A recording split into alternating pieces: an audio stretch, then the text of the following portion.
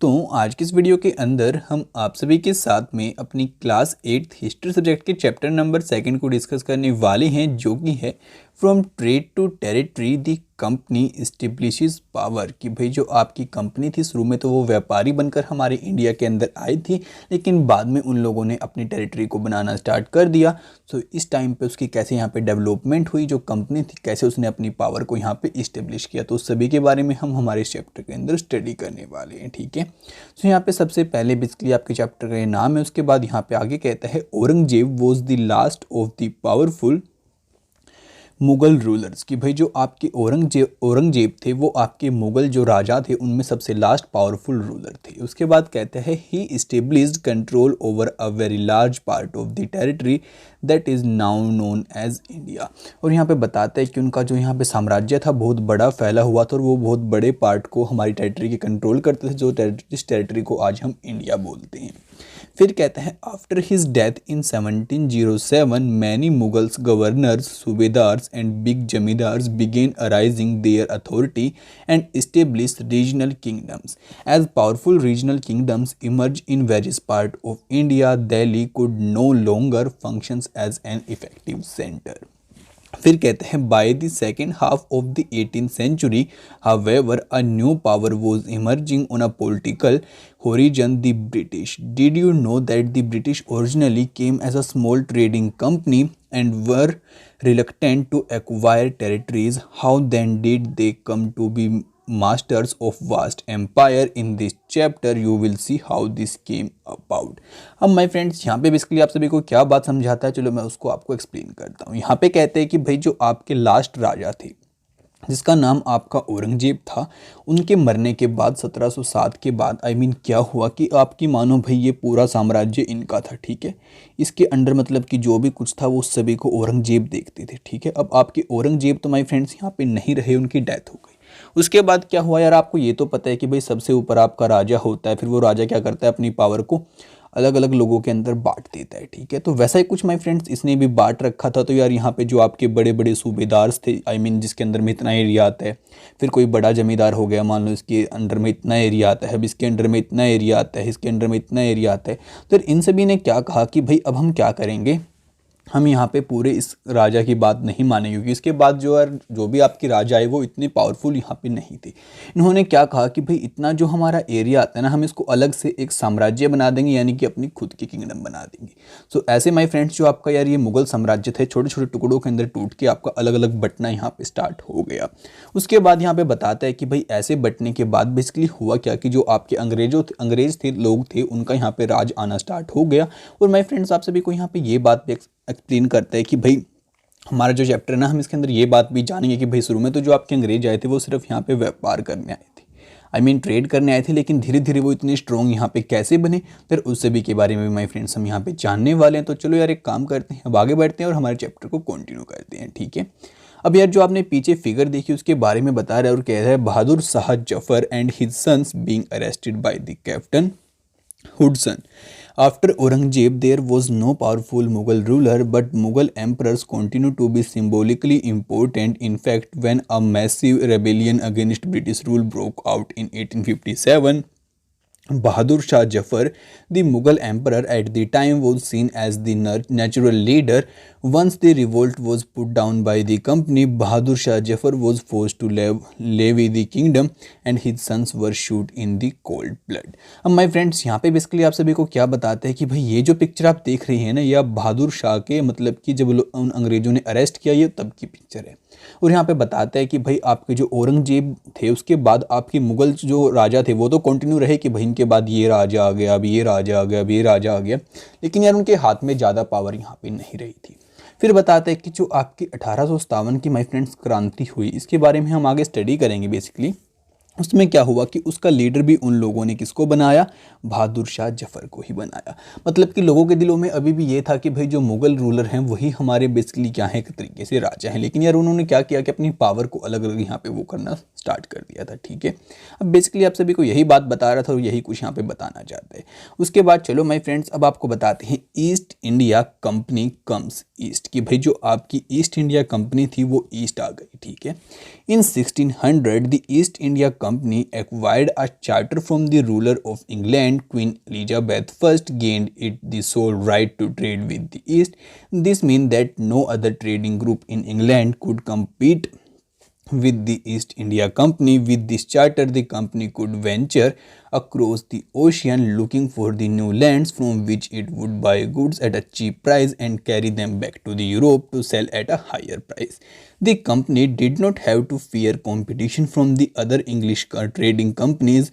Mercantile trading companies in those days made profit primarily by excluding competition so that they could buy cheap and sell dear. अब my friends यहाँ पे basically क्या बात आप सभी को समझा रहा है, चलो मैं इसको ड्रॉ करके बताता हूँ और मैं कोशिश करूँगा कि भाई जो आपको मैं हिस्ट्री पढ़ा रहा हूँ वो काफ़ी अमेजिंग तरीके से पढ़ाऊँ ताकि आपको बोरिंग भी ना लगे और मज़ा भी आए और आपको कुछ नया सीखने को भी मिले। ठीक है, तो चलो इसको एक्सप्लेन करते हैं वापस। अब यहाँ पे बेसिकली माय फ्रेंड्स आप सभी को क्या बताता है कि भाई देखो यार, ये थी यहाँ पे उस टाइम पे यार जो आपका इंग्लैंड था माय फ्रेंड्स, उसकी रानी। ठीक है, आप इसको रानी समझ लो, ये रानी थी।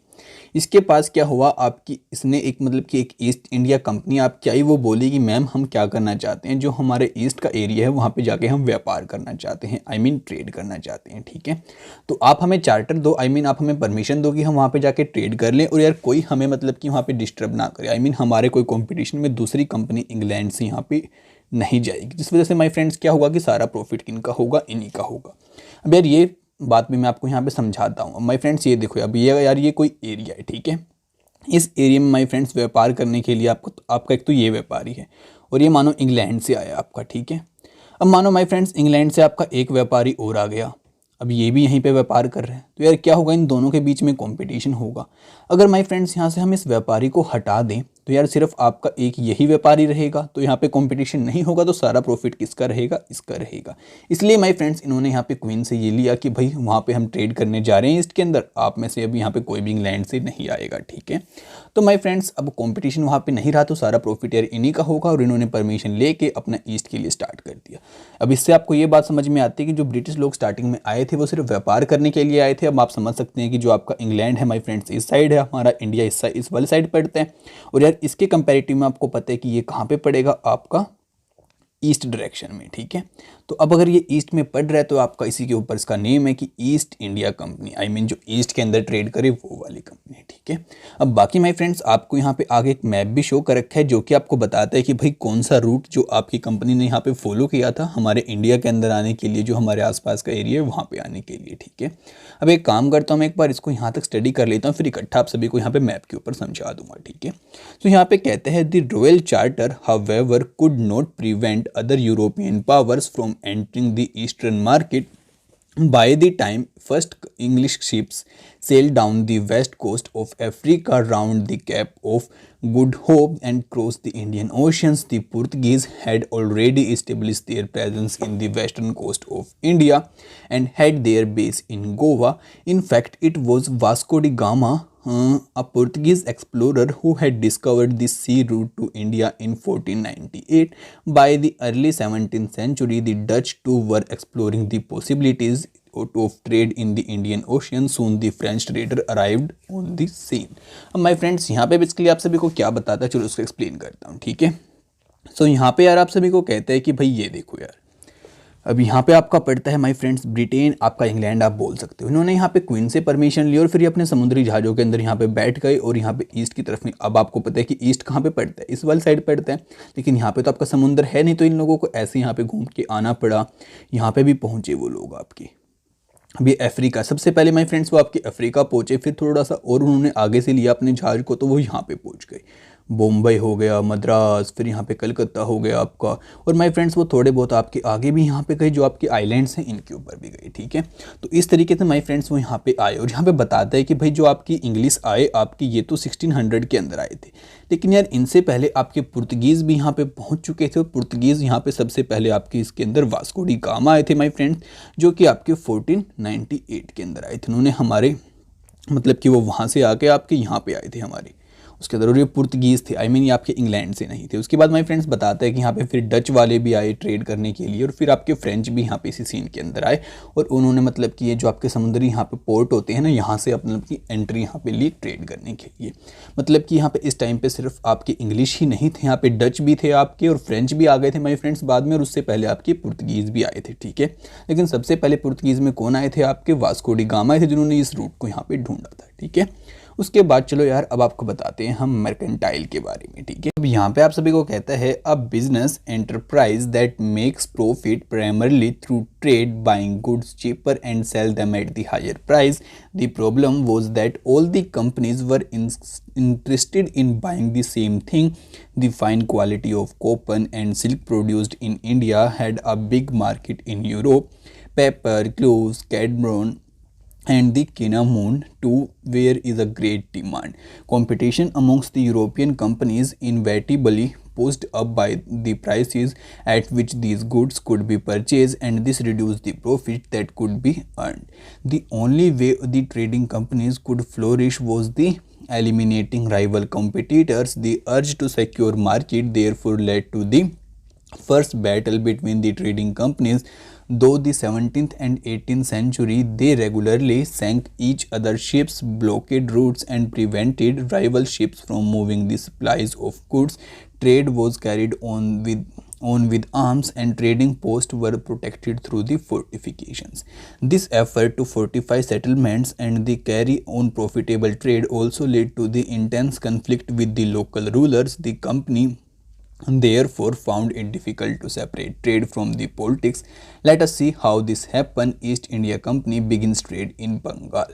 अब माय फ्रेंड्स यहाँ पे बेसिकली आप सभी को क्या सीन कहता है, चलो मैं इसको पूरा आपको एक्सप्लेन करता हूँ, फिर हम आगे बढ़ते हैं, ठीक है।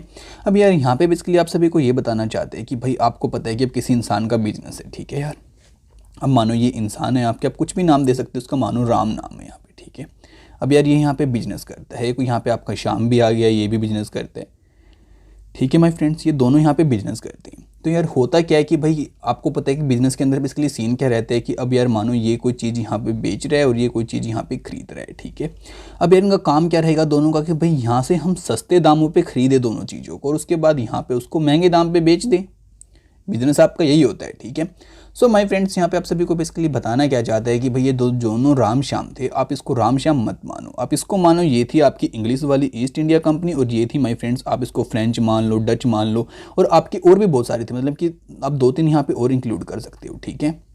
अब यार क्या होगा कि भाई ये जो यहाँ पे बेचने वाला है, अब इसके माइंड में क्या आएगा कि भाई मैं तो उसको बेचूंगा जो मेरे को यार ज़्यादा दाम देगा, यहाँ पे मैं सस्ते दाम पे इसको क्यों बेचूं। अब यार इंग्लिश ने बोला कि मैं इसको 10 रुपये की खरीदूंगा, इसने बोला यार मैं इसको 11 रुपये की खरीदूंगा, इसने बोला मैं 12 की खरीदूंगा, इसने बोला मैं 13 की खरीदूंगा, तो यार इसने 13 वाले को बेच दिया। इससे यार फ़ायदा किसका हो रहा है? आप एक बात बताओ मेरे को, फ़ायदा तो यार इसका हो रहा है जो बेच रहा है, क्योंकि इसको पता है कि भाई जो महंगा देगा मैं तो उसको बेचूंगा। और यार इन चारों के बीच में यहाँ पे क्या बढ़ता जा रहा है माय फ्रेंड्स? कॉम्पिटिशन बढ़ता जा रहा है। मैंने राम श्याम का तो जस्ट आपके माइंड में एक चीज़ को क्लियर करने के लिए बनाया था यहाँ पे, बाकी आप समझो कि आप इस चारों कंपनी है, जैसे कि ईस्ट इंडिया कंपनी हो गई, फिर फ्रेंच हो गई, अब इनका कंपटीशन है यहाँ पे। उस कंपटीशन का फ़ायदा माय फ्रेंड्स आपको पता है कि इसको बेचने वाले को हो रहा है, क्योंकि भाई इसको पता है मैं महंगे दाम पे दूंगा। उससे माय फ्रेंड्स क्या हो रहा है कि इनको महंगी खरीद के यार आई मीन थोड़ी सी मतलब कि ये थोड़ी सी रेट इसमें ऐड करके थोड़ा सा महंगा इसको यहाँ पे बेच देंगे, तो माय फ्रेंड्स इनका जो प्रॉफिट होगा वो तो यार कम हो रहा है ना। आप एक बात बताओ, प्रॉफिट तो कम हो रहा है इनका, साफ सीधी बात है यार, क्योंकि आप यहाँ से देखो इनको मतलब कि कॉम्पिटिशन के चक्कर में इनको महंगी खरीदनी पड़ रही है, महंगी खरीद कर इनको थोड़ा सा मतलब कि अपना प्रॉफिट ऐड करके थोड़े से रेट पे अपने देश में जाके बेच पाएंगे, हमारे इंडिया से लेके। तो माय फ्रेंड्स इस कंपटीशन के चलते यार अब आप एक बात बताओ कि भाई अब इन चारों का यहाँ पे कंपटीशन हो रहा है, तो इनके बीच में फाइट होना तो लाजमी बात है कि भाई मैं ही लूँगा, तू क्यों ले रहा है यहाँ से, तेरा कोई रोल नहीं है, मैं लूँगा, ठीक है माय फ्रेंड्स। तो यार इनके बीच में ऐसे कंपटीशन हुआ अलग अलग, तो यार ये मतलब किसके जहाज मानो समुंदर से आ रहे हैं, इन लोगों ने इसका रास्ता ब्लॉक कर दिया या फिर अपने दुश्मन के जहाज़ों को डिस्ट्रॉय कर दिया। तो माय फ्रेंड्स इनके बीच में यहाँ पे कंपटीशन होना स्टार्ट हो गया। और माय फ्रेंड्स जहाँ पे समुद्री जहाज आते हैं आपके इंडिया में, वहाँ पे इन लोगों की यार अलग अलग पोस्ट थी कि भाई हमारे जहाज यहाँ पे आएंगे, इनके जहाज यहाँ पे आएंगे। तो इन लोगों ने यार उसके चारों तरफ बाउंड्री बनाना स्टार्ट कर दी ताकि जो हमारा दुश्मन है वो हमारे एरिया में ना घुस पाए, ठीक है माय फ्रेंड्स। तो यार अब इनका ये मैटर चल रहा है, ठीक है। अब आपको सारा मैटर यहाँ पे क्लियर हो चुका है। तो यही कुछ बात यार यहाँ पे लिखी, अगर आप इसको दोबारा से पढ़ेंगे तो आपको हर एक बात क्लियर हो जाएगी, ठीक है। तो चलो माय फ्रेंड्स, अब आपको बताते हैं कि जो आपकी ईस्ट इंडिया कंपनी थी उसने बंगाल के अंदर अपने जो व्यापार था उसको कैसे शुरू किया, ठीक है। तो यहाँ पे बताता है the first English factory was set up on the bank of the river Hooghly in 1651। कि भाई जो आपकी सबसे पहली इंग्लिश फैक्ट्री लगी वो लगी माय फ्रेंड्स आपकी हुगली के अंदर, जो कि बंगाल में है 1651 के अंदर, ठीक है। फिर कहते हैं this was the base from which the company traders know at the time as factors operated. और माय फ्रेंड्स यही वो टाइम था जब आपकी कंपनी थी वो जाने लगी थी आपके फैक्टर्स ऑपरेटेड से। The factory had a warehouse where goods of for export were stored and it had officers where companies official set. और माय फ्रेंड्स यहाँ पे पता है क्या था, फिर हुगली के अंदर उन्होंने एक वेयर हाउस बनवाया। अब आपको पता है कि वेयर हाउस आपका थोड़ा बड़ा होता है जहाँ पे हम सामान को स्टोर करते हैं। तो यार इसके अंदर वो सामान को स्टोर करते थे जिसको उन्होंने अपने देश में भेजना होता था, एक्सपोर्ट करना होता था। और वहीं पे फिर आपकी कंपनी के जो ऑफिशियल पर्सन होते हैं वो भी आके बैठते थे। As trade expanded, the company persuaded merchants and traders to come and settle near the factory. By 1696, it began building a fort around the settlement. 2 years later, it bribed Mughal officials into giving the company zamindari rights over 3 villages. Once these was Calicut, which later grew into the city Calcutta or Kolkata as it is known today. It was persuaded the Mughal Emperor Aurangzeb to issue a farman granting the company to right to trade duty free. अब my friends यहाँ पे basically आप सभी को क्या बात बताना चाहते हैं कि भाई हुआ क्या आपके बंगाल के अंदर। यहाँ पे यार जो हुगली थी ना वहाँ पे इन लोगों ने अपना एक वेयर हाउस बनाया कि भाई, और वहीं पे इन्होंने फैक्ट्री बनाई। आपको पता है कि फर्स्ट इंग्लिश फैक्ट्री, और यहाँ पे उनकी फैक्ट्री हो गई मानो, ठीक है। फैक्ट्री के साथ में उन्होंने अपना एक वेयर हाउस बना दिया, यहाँ पे कंपनी के ऑफिशियल लोग बैठते थे, ठीक है। अब फिर उन्होंने क्या करना स्टार्ट किया कि भाई हम यहाँ पे बैठते हैं, हमारा वेयर हाउस है, हमारी फैक्ट्री है, तो क्यों ना हम कि हम यहीं की यहीं चीज़ों को खरीदना स्टार्ट कर दें। उन्होंने व्यापारियों को बोला कि हम यहीं से सामान खरीदेंगे। यहाँ से सामान उन लोगों ने खरीदना स्टार्ट कर दिया। अब माय फ्रेंड्स पता है कि आज भी हम कोई भी चीज़ खरीदते हैं तो हम सभी को, आप सभी को पता है कि क्या देना पड़ता है, टैक्स देना पड़ता है। और ये टैक्स किसके पास जाता है माय फ्रेंड्स, गवर्नमेंट के पास जाता है। ये बात तो मे भी सभी बच्चों को पता होगी। तो वैसा ही उस टाइम पे होता था माय फ्रेंड्स, जो आपका राजा होता था आपको पता है कि वही उस टाइम पे क्या होगी, उसकी गवर्नमेंट होगी। सो यार ये लोग क्या करते थे, जो भी सामान ये यहाँ पे खरीदते बेचते माय फ्रेंड्स, उसके लिए इनको क्या देना पड़ता था यहाँ पे, उसको मतलब कि आप टैक्स बोल सकते हो हमारे आज के टाइम के बेस पे अगर मैं आप सभी को बताऊँ तो यार जो वो टैक्स देना पड़ता था वो देना पड़ता था राजा को। सो माय फ्रेंड्स अब इन लोगों ने क्या करना स्टार्ट किया कि भाई जो राजा थे ना उनको रिश्वत खिला के, मतलब कि कुछ इस टाइप के फरमान उन लोगों ने लेना स्टार्ट कर दिए कि जिस वजह से जो यार वो ड्यूटी देते थे ना उनको ड्यूटी ना देनी पड़े, और वो बिगैर ट्रेड ड्यूटी दिए हुए अपने यहाँ पे व्यापार को कर सके, जिससे उनको ज़्यादा प्रॉफिट हो सके, उनको टैक्स ना देना पड़े, ठीक है। एक तरीके से ये बात थी। तो माय फ्रेंड्स जो आपके औरंगजेब एम्परर थे उन्होंने उसको मतलब कि ब्राइब किया, उसको मना लिया इस बात के लिए, और फिर बाद में उससे एक फरमान ले लिया। अब फरमान का मतलब ये था कि भाई यहाँ पे कंपनी से कोई भी टैक्स नहीं वसूला जाएगा, वो वहाँ पे ट्रेड कर सकती है, ठीक है, फ्री में ट्रेड कर सकती है, ठीक है माय फ्रेंड्स। तो ये बात अब आपको यहाँ पे क्लियर हो चुकी होगी। चलो उसके बाद देखते हैं आगे क्या बात हुई। अब यहाँ पे आप सभी को दिखा रखा है farman or royal edict or royal order, कि भाई आपका जो फरमान होता है एक रॉयल एडिक्ट होता है, एक रॉयल ऑर्डर होता है, मीन राजा की तरफ से ऑर्डर आता है। और माय फ्रेंड्स ये देखो, ये आपकी मद्रास की पेंटिंग शो कर रखी है इन लोगों ने, और यहाँ पे दिखा रखी है कि कैसे आपके जहाज आते थे और कैसे माय फ्रेंड्स यहाँ पे फैक्ट्रियाँ वगैरह आपकी जो भी हाउस वगैरह हैं वो बने हुए हैं, ठीक है। उसके बाद यहाँ पे आप सभी को कहते हैं the company tried continuously to press for more concessions and manipulate existing privileges. Aurangzeb farman for instance had granted only the company the right to trade duty free, but officials of the company who were carrying on private trade on the side were expected to pay duty. This they refused to pay, causing an enormous loss of revenue for Bengal. How could the Nawab of Bengal, Murshid Quli Khan, note protest. अब my friends यहाँ पे आप सभी को basically बताता है क्या कि उन्होंने औरंगजेब से फरमान तो ले लिया, लेकिन वो जो फरमान औरंगजेब ने दिया है वो तो कंपनी को दिया है कि भाई कंपनी हो आप फ्री में ट्रेड कर सकते हो। लेकिन अब यार क्या होता है कि भाई मेरी देखो यार कंपनी है, अब देखो वहाँ से भेजा हूँ मैं एलिजाबेथ रानी ने, ठीक है। अब यार मेरी अब एलिजाबेथ वो जो कंपनी जो बना के हम भेजी हैं वो उसमें एक बंदा तो होगा नहीं, बहुत सारे बंदे होंगे। फिर वो बेसिकली कंपनी एक तरीके से हुई किसकी, आपकी रानी की हुई। तो प्रॉफिट बेसिकली सबसे ज़्यादा प्रॉफिट तो रानी को ही हो रहा है, हमें तो कुछ भाग मिल रहा है प्रॉफिट का। तो हम जो ऑफिशियल, मैंने सोचा कि भाई रानी के पास से तो आ ही रहा हूँ, उसकी कंपनी के उससे भी आ रहा हूँ मैं, तो क्यों ना मैं साथ साथ में अपना भी व्यापार क्यों ना शुरू कर दूँ। तो जो कंपनी के ऑफिशियल लोग थे उन्होंने भी ऐसा किया, अपना खुद से व्यापार शुरू कर दिया। भाई हम कंपनी के वैसे तो काम कर रहे हैं, लेकिन हम खुद से भी साथ साथ अपना काम कर लेते हैं, हमसे खुद से कोई सामान खरीद लाते हैं, उसको बेच देते हैं, जो प्रॉफिट हमें होगा वो उसे हम रख लेंगे। लेकिन यार जो राजा ने फरमान दिया है वो तो सिर्फ कंपनी के लिए दिया है ना, इन ऑफिशियल्स के अपने खुद के प्राइवेट ट्रेड के लिए तो नहीं दिया। तो माय फ्रेंड्स वही कुछ सीन हुआ कि ऑफिशियल्स ने फिर मना कर दिया कि हम खुद भी अपने लिए भी यहाँ पे नहीं देंगे, जो हम टैक्स ड्यूटी पे करते हैं वो हम नहीं करेंगे, हम इस फरमान को यहाँ पे चलाएंगे। तो यार इस बात को देख के जो वहाँ का राजा था, जो नवाब था, जिसका नाम था मुर्शिद कुली खान, उसको गुस्सा आ गया कि भाई ये बात तो गलत है, मेरे साथ चीटिंग हो रही है ये तो बिल्कुल, ठीक है। तो माय फ्रेंड्स आप सभी को पता है कि गुस्सा आना तो लाजमी, यार इन्होंने मतलब कि मेरे से राइट लिए सिर्फ इस काम के लिए, साथ में दूसरा काम भी कर रहे हैं, तो ऐसा तो बिल्कुल गलत होगा। तो चलो माय फ्रेंड्स अब आगे बताते हैं कि क्या सीन हुआ, ठीक है। उसके बाद यहाँ पे लिखा हुआ है how trade led to battle, कि कैसे एक जो व्यापार था वो एक युद्ध का रूप लेने लगा धीरे धीरे। Though the early 18th century the conflict between the company and the nawab of Bengal intensified, कि भाई आपकी जैसे ही शुरुआती 18th सेंचुरी यहाँ पे आई तो जो कंपनी थी और जो नवाब था, राजा था बंगाल का, उसके बीच में यार जो मतलब वाद विवाद थे वो बढ़ते चले गए, ठीक है। After the death of Aurangzeb the Bengal nawab asserted their power and autonomy as the other regional powers were doing at the time. यहाँ पे बताते हैं कि जैसे फिर औरंगजेब की डेथ हुई तो औरंगजेब के जाने के बाद जो उसके बाद नवाब था उसने सोचा कि भाई अब तो मेरे हाथ में पावर आ गई है, मेरे हाथ में ऑटोनॉमी आ गई है। तो ऐसा ही माय फ्रेंड्स उस टाइम पे होता था कि भाई राजा के बाद राजा का बेटा या फिर जिसके बाद पावर आनी होती थी हैंड में उसके हाथ पे जाएगी। उसका नाम था my friends Murshid Quli Khan, was followed by the Alivardi Khan and then Sirajuddaulah as the nawab of Bengal, की उसके बाद आपके मुर्शिद कुली खान आए, उसके बाद माय फ्रेंड्स आपके अलीवर्दी खान आए, फिर आए आपके सिराजुद्दौला जो कि आपके बंगाल के नवाब बने। फिर बताता है each one of them was a strong ruler, कि भाई आपकी हर एक बहुत ही मतलब कि खतरनाक योद्धा आप इनको कह सकते हो, मीन बहुत अच्छे राजा ये थे। फिर बताता है they refuse to grant the company concession, demand large tribute for the company rights to trade, denied it any right to mint coins and stopped it from extending its fortifications, accusing the company of deceit. They claimed that the company was depriving the Bengal government of the huge amount of revenue and undermined the authority of the Nawab.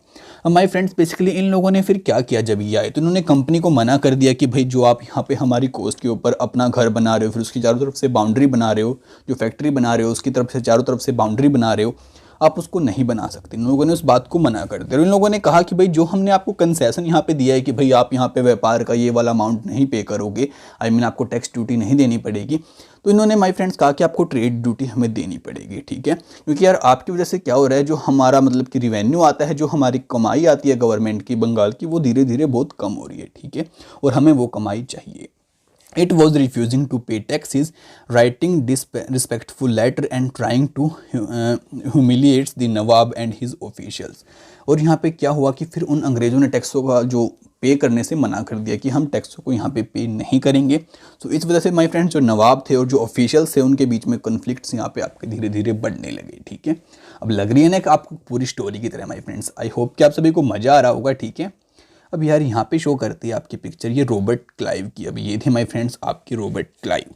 यहाँ पे कहते हैं the company on it's part declare that the unjust demand of the local officials were ruining the trade of the company and trade could flourish only if the duties were removed. It was also convinced that the expanded trade it had to enlarge its settlements, buy up villages and rebuild its fort. The conflict led to the confrontations and finally culminated in the famous battle of Plassey। अब my friends यहाँ पे basically बताता है कि भाई जो इसका time था ना आपके रॉबर्ट क्लाइव का, इसी टाइम पे हुआ था कि भाई जो आपके लोकल ऑफिशियल्स थे माय फ्रेंड्स, मतलब कि कंपनी ने मना कर दिया कि हम आपको कोई टैक्स वगैरह यहाँ पे नहीं देंगे, अगर हमें अपना व्यापार बढ़ाना है तो यार हमें ऐसा ही करना पड़ेगा, अगर हम टैक्स देंगे तो हमारा प्रॉफिट जो है वो बहुत कम हो जाएगा। साथ में कंपनी ने इस बात को भी देखा यहाँ पे कि हमें इसके लिए गांव भी खरीदने पड़ेंगे आसपास के, ताकि हम जो हमारा एरिया है बहुत बड़ा बना पाए और वहाँ पे हम मतलब कि सामान को स्टोर कर पाएँ और फिर अपने देश में उसको एक्सपोर्ट कर पाएँ। और ऐसा ही माय फ्रेंड्स यहाँ पे उनके बीच में आपका कन्फ्लिक्ट्स बढ़ते चले गए, जो नवाब थे और आपकी कंपनी थी, और फिर आपका युद्ध हुआ जिसको हम कहते हैं आपका प्लासी का युद्ध या फिर बैटल ऑफ प्लासी। ठीक है, अब चलो माय फ्रेंड्स इस बैटल के बारे में भी आपको कुछ बातें यहाँ पे बताते हैं, जो कि है आपकी बैटल ऑफ प्लासी। अब कहते हैं when Alivardi Khan died in 1756 Sirajuddaula became the nawab of Bengal. की भाई जब आपके अलीवर्दी खान की डेथ हो गई 1756 के अंदर, तो उसके बाद यहाँ पे आपके जो सिराजुद्दौला थे वो आपके नवाब बने, आई मीन राजा बने आपके बंगाल के। फिर कहते हैं the company was worried about his power and keen on a puppet ruler who would willingly give trade concessions and other privileges। My friends यहाँ पे कंपनी को यार इनकी पावर से बहुत चिंता थी और वो चाहते थे कि हमें एक ऐसा राजा मिल जाए जो कि पपेट की तरह हो और यार हमारे मतलब के पर्सपेक्टिव से वो काम करे, आई मीन हमारी कठपुतली बन जाए। जैसे हम कहें कि हमें ये चीज़ चाहिए तो वो हमें फटाफट से ये चीज़ कर दे। ठीक है, फिर यहाँ पे बताता है so it tried though without success to help one of Sirajuddaulah's rivals became the nawab and infuriated Sirajuddaulah asked the company to stop meddling in the political affairs of his domain, stop fortification and pay the revenues. After negotiation failed, the Nawab marched with the 30,000 soldiers to the English factory at the Qasim Bazaar, captured the company officials, looked the warehouse, disarmed all the Englishmen and blockaded the English ships. Then he marched to Calcutta to establish control over the company fort there। और my friends यहाँ पे बताता है कि फिर मतलब कि जो वो थे ना यहाँ पे कंपनी वाले थे, उन्होंने देखा कि भाई जो सिराजुद्दौला यहाँ पे राजा बना है, तो यार आपको पता है कि भाई हर एक उसमें एक होता है कि भाई जो राजा का विरोध करता है और राजा के परिवार से होता है, तो उन लोगों ने उसका साथ देना यहाँ पे स्टार्ट किया। फिर यहाँ पे क्या हुआ, सिराजुद्दौला को बहुत बुरा लगा, उन्होंने कहा कि भाई आप हमें रिवेन्यू भी दो, हम तो आपसे टैक्स भी वसूलेंगे और साथ में यहाँ पे जो आप अपनी बाउंड्री बना रहे हो, आई मीन जो आपने फैक्ट्री बनाई उसके चारों तरफ अपनी बाउंड्री बना रहे हो, वो आपको वो भी नहीं बनानी है, उसको भी बनाना बंद करो। लेकिन अंग्रेजों ने उसको यहाँ पे मतलब कि बनाना बंद करने से बिल्कुल भी इनकार कर दिया, वो तब भी उसको बनाते रहे। तो यहाँ पे जो राजा था वो 30,000 सिपाहियों को लेके वहाँ पे पहुँचा, उसने कंपनी के ऑफिशियल्स को पकड़ लिया, पकड़ के माई फ्रेंड्स साथ में उसको भी रोक दिया जो फोर्टिफिकेशन वहाँ पे हो रही थी। उसके बाद माई फ्रेंड्स वो कलकत्ता की तरफ आगे बढ़े और यहाँ पे जो कलकत्ता के अंदर कंपनी की फोर्ट थी, उनको इच्छा थी कि भाई हम इसको भी यहाँ पे रोक दें। ठीक है, उसके बाद यार हमारा नेक्स्ट टॉपिक निकल के आता है जो हमें बताता है puppet literally a toy that you can move with strings. The term is used disapprovingly to refer to a person who is controlled by someone else. My friends यहाँ पे बेसिकली आपको पपेट का मतलब समझा रहा है, जो कि मैंने आप सभी को पहले ही बता दिया कि भाई किसी के हाथों की कठपुतली बन जाना, आई मीन उसके इशारों पे नाचना। ठीक है, तो चलो यार अब आपको आगे बताते हैं फिर क्या सीन होता है। फिर यहाँ पे बताता है on hearing the news of the fall of Calcutta company officials in Madras sent forces under the command of Robert Clive, reinforced by the naval fleets. Prolonged negotiations with the Nawab followed. Finally, in 1757, Robert Clive led the company army against Sirajuddaulah at Plassey. One of the main reasons for the defeat of the Nawab was that of the force led by the Mir Jafir. One of Sirajuddaulah commanders never fought the battle.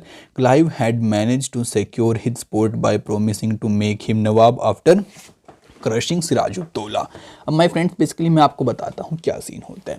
इसके बाद यार देखो अब यहाँ पे कलकत्ता के अंदर आपका ये सीन हो गया, कलकत्ता के ऊपर जो नवाब था उसने अपना यहाँ पे पूरा अपनी पावर को दोबारा से पा लिया और कह दिया कि भाई यहाँ पे आपको टैक्स भी देना पड़ेगा, सारी चीज़ देनी पड़ेगी। फिर आपने पीछे मैंने आपको पिक्चर दिखाई थी रॉबर्ट क्लाइव की, ये रहे आपके रॉबर्ट क्लाइव। इसने फिर न्यूज़ सुनी कि भाई कलकत्ता में मेरे भाइयों के साथ तो ऐसे ऐसे सीन हो गया है, तो यार ये मद्रास के अंदर था, तो उसने सोचा कि भाई हम चलो जाके नवाब से बात करते हैं।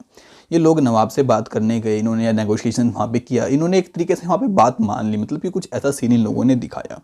फिर माय फ्रेंड्स बाद में इन लोगों ने क्या किया कि भाई जो यहाँ पे राजा का सेनापति था जिसका नाम था मीर जफर, इन्होंने उसको कहा कि भाई हम तेरे को नवाब बनने में हेल्प करेंगे, अब राजा के साथ में युद्ध करते हैं तो हमारे साथ में तो युद्ध मत करना, हम यहाँ पे इजीली राजा को हरा देंगे और फिर अब तेरे को राजा बना देंगे। ठीक है, तो यहाँ पे बेसिकली सीन क्या हुआ, ये राजा खड़ा है, पीछे इसकी पूरी आर्मी खड़ी है और आपको पता है कि आर्मी को कौन चलाता है, जो यहाँ पे एयरफोर्स का मतलब कमांडर होता है वो था मीर जाफिर। अब ये मीर जाफिर क्या था, इसके मन में लालच था कि भाई मैं राजा बनूंगा यहाँ पे। ठीक है, और इस साइड थे माय फ्रेंड्स अंग्रेज और यहाँ पे हुआ आपका प्लासी का युद्ध। अब माय फ्रेंड्स ये जो आपका प्लासी का यहाँ पे युद्ध हुआ, ये जो प्लासी का आपका युद्ध हुआ, इसमें माय फ्रेंड्स हुआ क्या बेसिकली कि भाई यहाँ पे पूरी जो सेना थी उसने यहाँ पे लड़ने से मना कर दिया। तो अब यार राजा यहाँ पे अकेला बच गया। अब अकेला राजा क्या ही कर लेगा, आप सभी को पता है। तो राजा का खेल यहाँ पे खत्म और सिंहासन अब किसके हाथों में चला गया, मीर जाफिर के हाथों में चला गया। ठीक है भाई, डिड यू नो के अंदर माय फ्रेंड्स हमें एक फैक्ट बताते हैं और कहता है did you know how Plassey got its name. क्या आपको पता है कि प्लासी को उसका नाम कहाँ से मिला है? Plassey is an Anglicized pronunciation of the Plashi, and place derived its name from the Plash tree known for its beautiful red flower that yield the gulal the powder used in the festival of Holi. My friends यहाँ पे बताते हैं कि जो प्लासी का नाम है जो यार ये आपको एक तरीके से प्रोनाउंसिएशन को इन लोगों ने चेंज कर दिया है। ये आपकी इंग्लिस्टिक थोड़ी प्रोनाउंसिएशन माय फ्रेंड्स है। इसका असली नाम आपका प्लाशी है। और माय फ्रेंड्स यहाँ पे क्या होता है, हमें प्लाश के पेड़ देखने को मिलते हैं जिसके ऊपर आपके बहुत अच्छे लाल फूल लगते हैं माय फ्रेंड्स, जिनसे हम गुलाल बनाते हैं। और जो गुलाल का यूज़ आप सभी को पता है कि हम होली के त्यौहार पर करते हैं। ठीक है, तो चलो यार अब आप सभी को आगे बताते हैं। तो माय फ्रेंड्स ये देखो यार, ये है आपका the general court room East India House, Leadenhall Street. The court of proprietors of the East India Company had their meetings in the East India House on the Leadenhall Street in London. This is a picture of one of their meeting in progress. और my friends ये जो company थी इसकी meeting यार London के अंदर कुछ इस तरीके से होती थी, जिसको आप इसको यहाँ पे देख सकते हैं। ये आपका लंदन के अंदर का पूरा एक मीटिंग हॉल है। ठीक है, उसके बाद ये देखो माय फ्रेंड्स, ये थे आपके सिराजुद्दौला। इनकी पिक्चर आपको यहाँ पे दिखा रखी है और यहाँ पे बता रखा है the battle of Plassey became famous because it was the first major victory the company won in India. अब यहाँ पे जो आपकी battle of Plassey my friends इतनी फेमस वो इसीलिए है क्योंकि यार आपकी जो बैटल ऑफ प्लासी थी वो सबसे पहली जीत थी अंग्रेजों की हमारी इंडिया के अंदर। ठीक है, उसके बाद चलो यार अब आपको सोर्स वन के बारे में बताते हैं। और यहाँ पे आप सभी को बता रहा है दी प्रोमिस ऑफ रिचेस कि भाई जो अमीर लोग थे उनको जो प्रोमिस किया था। चलो यार अब इसको स्टडी करते हैं और इसको भी आपको यहाँ पे एक्सप्लेन करते हैं। सो कहता है the territorial ambitious of the mercantile east India company were viewed with a distrust and doubtful in England after the battle of Plassey. Robert Clive road the William Pitt, one of the principal secretaries of the state of English monarch, on 7 January 1759 from Calcutta, but so large a sovereignty may possible be an object too extensive for a mercantile company. I flatter myself that there will be a little or no difficulty in obtaining the absolute possession of these rich kingdoms. Now I leave you to judge whether an income yearly of 2 million sterling with the possession of 3 provinces be an object deserving the public attention. After the defeat at Plassey, Sirajuddaulah was assassinated and Mir Jafir made the Nawab. The company was still unwilling to take over the responsibility of administrations. Its prime objective was the expansion of trade. If this could be done without the conquest, though the help of the local rulers who were willingly to grant privileges, then the territorial need not to be taken over the directly. अब my friends यहाँ पे आप सभी को बताता है कि भाई बेसिकली ये जो आपको बातें बता रहे हैं, ये बता रहे हैं कि भाई जो आपके रॉबर्ट क्लाइव थे उन्होंने लेटर लिखा था उस टाइम पे जो सेक्रेटरी था इंग्लिश मोनार्क का, उसका नाम माय फ्रेंड्स यहाँ पे विलियम्स पिट था। और यहाँ पे बताता है कि वो उस लेटर के अंदर वो ये सभी बातें लिखता है कि यहाँ पे जो बंगाल का नवाब था हमने उसको बेसिकली यहाँ पे डिफीट कर दिया, हरा दिया प्लासी के युद्ध के अंदर। अब मीर जाफ़र को हमने यहाँ पे नवाब बना दिया है और हम यहाँ पे कोई एडमिनिस्ट्रेशन माय फ्रेंड्स जो पूरा प्रशासन चलता है उसके ऊपर कोई अपना यहाँ पे राज जमाना नहीं चाहते हैं। हमारा है अपने व्यापार को बड़ा करना और बहुत बड़ा करना। ठीक है, अगर ये बगैर एडमिनिस्ट्रेटिव कंट्रोल हमारे हाथ में लिए ऐसे ही हो जाता है, नवाब हमारे कामों को यहाँ पे चलने देते हैं, वो हमारे कामों के बीच में दखलंदाजी नहीं करते हैं, सो हम यहाँ पे कोई भी एडमिनिस्ट्रेटिव मतलब कि के ऊपर अपना राज नहीं करेंगे और ऐसे ही जो नवाब है उनके हाथों में ये राज यहाँ पे रहेगा। ठीक है, तो माय फ्रेंड्स मे भी यार अब तक हमारी स्टोरी काफ़ी आगे आ चुकी है और आपको काफ़ी सारी बातें यहाँ पे क्लियर भी होना स्टार्ट हो चुकी हैं। ठीक है, लेकिन यार अब एक काम करना पड़ेगा, मेरे को इस पार्ट को यहाँ पे एंड करना पड़ेगा क्योंकि यार आज के इस पार्ट के अंदर इतना ही, वरना ज़्यादा बड़ा हो जाएगा और फिर आप सभी के माइंड से काफ़ी सारी बातें स्किप हो जाएंगी। ठीक है, तो हम धीरे धीरे पढ़ेंगे लेकिन ध्यान से पढ़ेंगे, अच्छे तरीके से पढ़ेंगे और आप सभी के माइंड में सारी बातें क्लियर कर देंगे। ठीक है, ताकि आप उनको कभी भी ना भूल पाओ। ठीक है, बाकी अगर माय फ्रेंड्स आप सभी को वीडियो अच्छी लगी तो आप इसको लाइक कर सकते हैं, अगर नहीं लगे तो आप डिसलाइक कर सकते हैं, बाकी आपकी मर्जी है। एंड माय फ्रेंड्स यार एक बात को आप ध्यान रखना कि इस वीडियो को याद से अपने फ्रेंड्स के साथ में शेयर कर देना, जिससे यार उनकी भी हेल्प हो पाए और वो भी स्टडी कर पाए। और मैं कुछ नहीं चाहता हूँ, आपकी मर्जी, आप सब्सक्राइब करो या मत करो, क्योंकि यार अगर आपको अगली वीडियो देखनी है तो आपको करना ही पड़ेगा। ठीक है, बाकी आपसे मिलते हैं अगली वीडियो में जल्दी ही, तब तक माय फ्रेंड्स बाय बाय।